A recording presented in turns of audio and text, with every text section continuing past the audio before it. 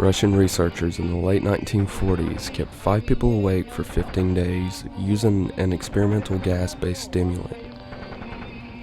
They were kept in a sealed environment to carefully monitor their oxygen intake so the gas didn't kill them, since it was toxic in high concentrations.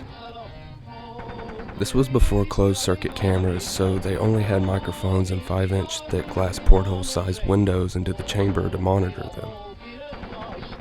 The chamber was stocked with books, cots to sleep on, but no bedding, running water and toilet, and enough dried food to last all 5 for over a month. The test subjects were political prisoners deemed enemies of the state during World War II. Everything was fine for the first 5 days. The subjects hardly complained, having been falsely promised that they would be freed if they submitted to the test and did not sleep for 30 days. Their conversations and activities were monitored, and it was noted that they continued to talk about increasingly traumatic incidents in their past. And the general tone of their conversations took on a darker aspect after the 4-day mark. After 5 days, they started to complain about the circumstances and events that led them to where they were and started to demonstrate severe paranoia. They stopped talking to each other and began alternatively whispering to the microphones in one-way mirrored portholes. Oddly, they all seemed to think that they could win the trust of the experimenters by turning over their comrades, the other subjects in captivity with them. At first, the researchers suspected this was an effect of the gas itself. After 9 days, the first of them started screaming. He ran the length of the chamber, repeatedly yelling at the top of his lungs for 3 hours straight. He continued attempting to scream, but was only able to produce occasional squeaks. The researchers postulated that he had physically torn his vocal cords. The most surprising thing about this behavior is how the other captives reacted to it, or rather didn't react to it. They continued whispering to the microphones until the second of the captives started to scream. The 2 non-screaming captives took the books apart, smeared page after page with their own feces, and pasted them calmly over the glass portholes. The screaming promptly stopped. So did the whispering to the microphones. After 3 more days passed, the researchers checked the microphones hourly to make sure that they were working, since they thought it impossible that no sound could be coming with 5 people inside. The oxygen consumption in the chamber indicated that all 5 must still be alive.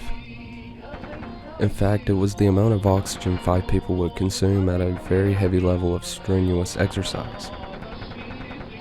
On the morning of the 14th day, the researchers did something they said they would never do to get a reaction from the captives. They used the intercom inside the chamber, hoping to provoke any response from the captives they were afraid were either dead or vegetables. They announced, "We are opening the chamber to test the microphones. Step away from the door and lie flat on the floor or you will be shot. Compliance will earn one of you your immediate freedom." To their surprise, they heard a single phrase and a calm voice respond, "We no longer want to be freed." Debate broke out among the researchers and the military forces funding the research. Unable to provoke any more response using the intercom, it was finally decided to open the chamber at midnight on the 15th day. The chamber was flushed of the stimulant gas and filled with fresh air, and immediately voices from the microphones began to object. 3 different voices began begging, as if pleading for the life of loved ones, to turn the gas back on. The chamber was opened and the soldiers sent in to retrieve the test subjects. They began to scream louder than ever, and so did the soldiers when they saw what was inside. 4 of the 5 subjects were still alive, although no one could rightly call the state that any of them were in life. The food rations past day 5 had not been so much as touched. There were chunks of meat from the dead test subjects' thighs and chests stuffed into the drain in the center of the chamber, blocking the drain and allowing 4 inches of water to accumulate on the floor. Precisely how much of the water on the floor was actually blood was never determined. All 4 surviving test subjects also had large portions of muscle and skin torn away from their bodies. The destruction of flesh and exposed bone on their fingertips indicated that the wounds were inflicted by hand, not with teeth as the researchers initially thought. Closer examination of the position and angles of the wounds indicated that most, if not all of them, were self-inflicted. The abdominal organs below the rib cage of all 4 test subjects have been removed, while the heart, lungs, and diaphragm remained in place. The skin and most of the muscles attached to the ribs have been ripped off, exposing the lungs through the rib cage. All the blood vessels and organs remained intact.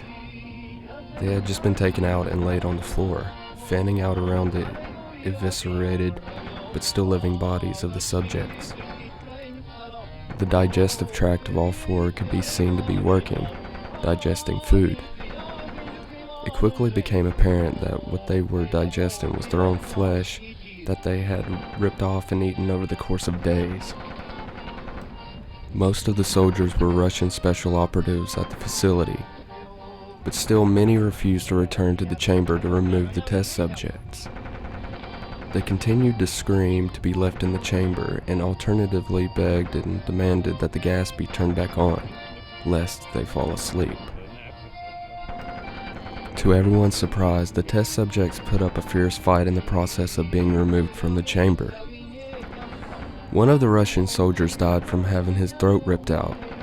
Another was gravely injured by having his testicles ripped off and an artery in his leg severed by one of the subject's teeth. Another 5 of the soldiers lost their lives if you count ones that committed suicide in the weeks following the incident. In the struggle, one of the 4 living subjects had his spleen ruptured and he bled out almost immediately. The medical researchers attempted to sedate him, but this proved impossible. He was injected with more than 10 times the human dose of a morphine derivative and still fought like a cornered animal, breaking the ribs and arm of one doctor. The heart was seen to beat for a full 2 minutes after he had bled out to the point to where there was more air in his vascular system than blood. Even after it stopped, he continued to scream and flail for another 3 minutes, struggling to attack anyone in reach and just repeating the word "more" over and over, weaker and weaker, until he finally fell silent. The surviving 3 test subjects were heavily restrained and moved to a medical facility. The 2 with intact vocal cords continuously begging for the gas, demanding to be kept awake. The most injured of the 3 was taken to the only surgical operating room that the facility had. In the process of preparing the subject to have his organs placed back within his body, it was found that he was effectively immune to the sedative that they had given him to prepare him for the surgery. He fought furiously against his restraints when the anesthetic gas was brought out to put him under. He managed to tear most of the way through a 4-inch wide leather strap on one of the wrists, even through the weight of a 200-pound soldier holding that wrist as well. It took only a little more anesthetic than normal to put him under, and the instant his eyelids fluttered and closed, his heart stopped. In the autopsy of the test subject that died on the operating table, it was found that his blood had tripled the normal level of oxygen. His muscles that were still attached to his skeleton were badly torn, and he had broken 9 bones in the struggle to not be subdued. Most of them were from the force his own muscles had exerted on them. The second survivor had been the first of the group of 5 to start screaming. His vocal cords destroyed. He was unable to beg or object to surgery, and he only reacted by shaking his head violently in disapproval when the anesthetic gas was brought near him. He shook his head yes when someone suggested reluctantly they try the surgery without anesthetic, and did not react for the entire 6-hour procedure of replacing his abdominal organs and attempting to cover them with what remained of his skin. The surgeon presiding stated repeatedly that it should be medically impossible for the patient to still be alive. One terrified nurse assisting the surgery stated that she had seen the patient's mouth curl into a smile several times whenever his eyes met hers. When the surgery ended, the subject looked at the surgeon and began wheezing loudly, attempting to talk while struggling.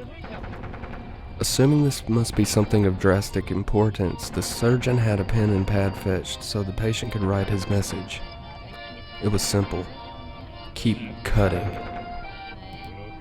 The other 2 test subjects were given the same surgery, both without anesthetics as well, although they had to be injected with a paralytic for the duration of the operation. The surgeon found it impossible to perform the operation while the patients laughed continuously.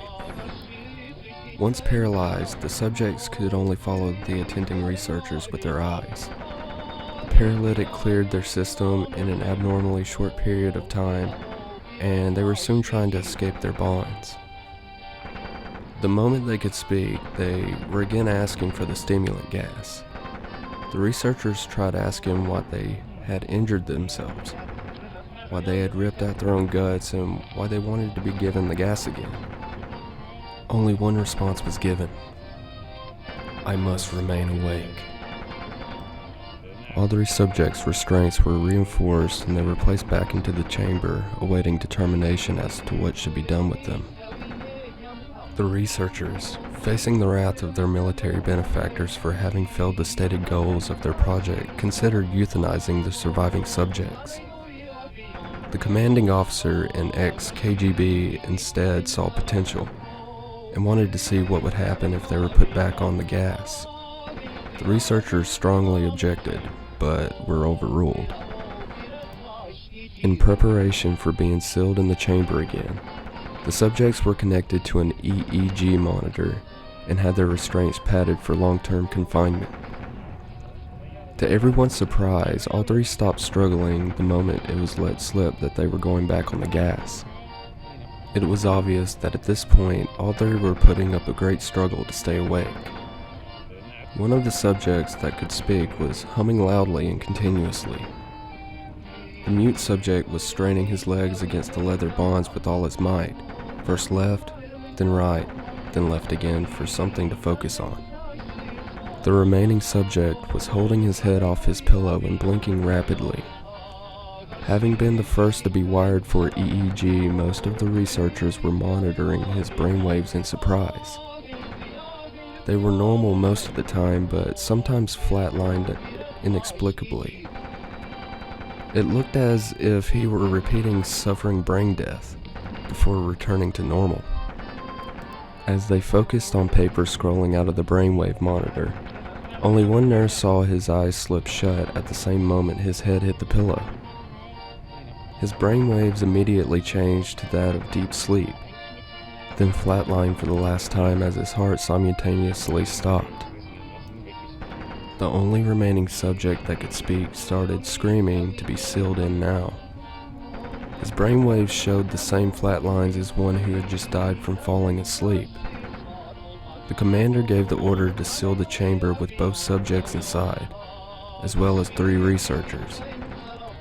One of the named 3 immediately drew his gun and shot the commander point blank in between the eyes, then turned the gun on the mute subject and blew his brains out as well. He pointed his gun at the remaining subject, still restrained to a bed as the remaining members of the medical and research team fled the room. I won't be locked in here with these things. Not with you, he screamed at the man strapped to the table. What are you? He demanded. I must know. The subject smiled. Have you forgotten so easily? The subject asked. We are you. We are the madness that lurks within you all, begging to be free at every moment in your deepest animal mind. We are what you hide from in your beds every night. We are what you sedate into silence and paralysis when you go to the nocturnal haven where we cannot tread. The researcher paused, then aimed at the subject's heart and fired. The EEG flatlined as the subject weakly choked out. So nearly free.